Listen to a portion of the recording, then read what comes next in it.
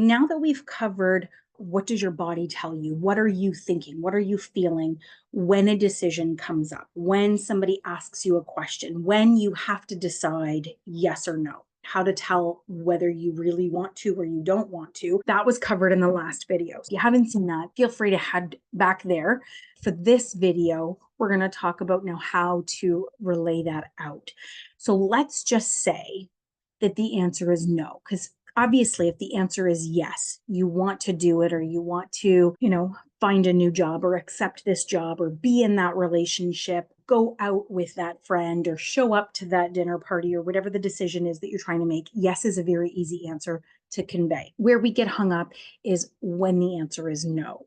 If you are somebody who is a people pleaser, if you are somebody who is constantly worried about other people, this is where the difficulty is going to be. This is where you're going to struggle. What we want to do is we want to utilize that gap theory, which I talked about in the last video. So it is the pause, it is the break between the question and the response. If you are having an argument, it's the same thing. It's being able to walk away from the argument before you say things that you don't want to say or do something that you don't want to do. It's being able to say, I need to just put this on hold for now and then figure out what I'm thinking, what I'm feeling, what I want, how I want to express this, like all of those kinds of things. And then being able to come back to the table and say, this is what I want you to know.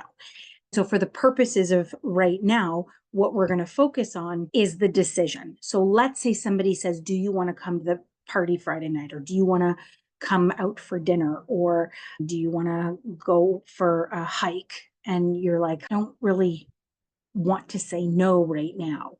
And you've taken that time to pause and you've realized that you do not want to go, whether it's because you don't generally have a good time with this person, or this just doesn't happen to be a good week or a good time for you.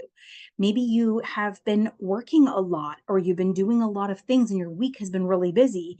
And come Friday, you're like, I don't think I'm going to want to do anything. I think I just need to take a day for myself. First of all, that's okay. Now, how do we convey that? How do we share that with somebody in a way that is in alignment with who you are, is in alignment with what you want, without feeling like you have to give in and you have to give up what you want for the other person? That is really easily answered when you keep that short. We don't want to give a lot of wiggle room for somebody to come back and kind of like negotiate with us about, do you want to go or not?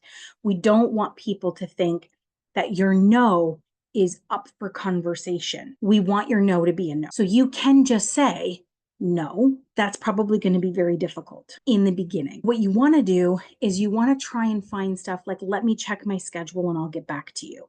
I think I have something planned on the weekend, but I'm not 100% sure. So let me get back to you on that. Or can I think about that and get back to you?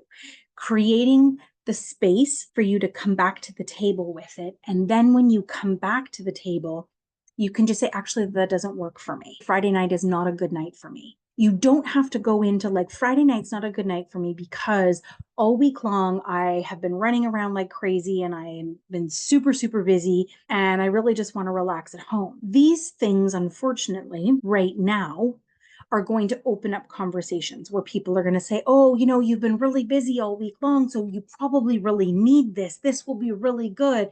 It's going to be really fun. We're going to blah, blah, blah, blah, blah, blah, blah. When you just keep it to, actually, that doesn't work for me. That's not a good night for me. I'm busy on that day. I've got something else on the go. You don't have to explain what the something else is. All we have to do is just get the other person to understand it doesn't work for me. And then when you've practiced this, it is then easier to say, no, I don't want to. Right now, you're fresh at saying no.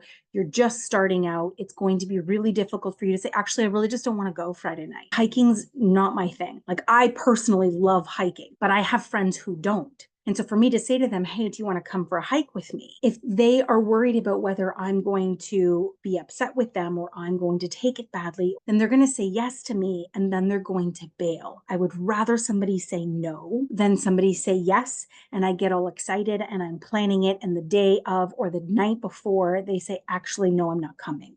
Or they just don't answer me at all when I say, okay, are we meeting today? Or where are we meeting today? Or do you want me to pick you up?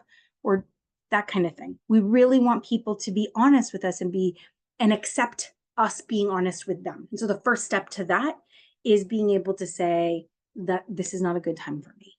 This doesn't work for me. I've got something else planned, or whatever comes next. Does that make sense? And so then what we want to focus on is the boundaries that we are creating. And I know boundaries are used a lot.